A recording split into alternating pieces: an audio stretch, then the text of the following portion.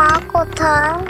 দুই বাংলার জনপ্রিয় অভিনেত্রী জয়া আহসানের মুক্তি প্রতীক্ষিত সিনেমা জিয়ার মা নিয়ে বেশ আলোচনা হচ্ছে। নির্মাতা অনিরুদ্ধ রায়চৌধুরীর এই সিনেমায় মায়ের চরিত্রে জয়াকে দেখা যাবে। আসছে 18 জুলাই সিনেমাটি প্রেক্ষাগৃহে মুক্তি পাচ্ছে। আমার মেয়ের সোহিনী মিত্র ডাকনাম ঝিমলি, ও আজ দুপুর থেকে বাড়ি ফেরেনি। জিয়ার মা মুক্তির আগে বৃহস্পতিবার সন্ধ্যায় সিনেমাটির ট্রেইলার প্রকাশ করা হয়েছে। এটি মুক্তির পর দর্শকদের কাছ থেকে প্রশংসা লাভ করছে। জয়া আহসানের সিনেমাটির আলোচনা এখন আরও এক ধাপ বৃদ্ধি পেয়েছে, কারণ বলিউড শাহেনশাহ খ্যাত অমিতাভ বচ্চন জিয়ার মা সিনেমাটির ট্রেইলারটি তার সোশ্যাল মিডিয়ায় শেয়ার করেছেন। সেই সঙ্গে নির্মাতা সংশ্লিষ্ট প্রত্যেককে শুভকামনায় ভাসিয়েছে।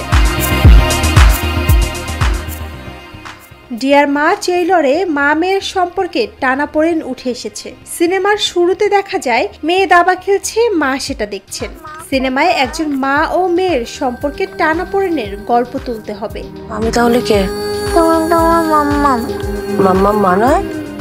এর আগে জয়া আহসান অনিরুদ্ধ নির্মাতার হিন্দি সিনেমা করক সিং এ অভিনয় করেছেন।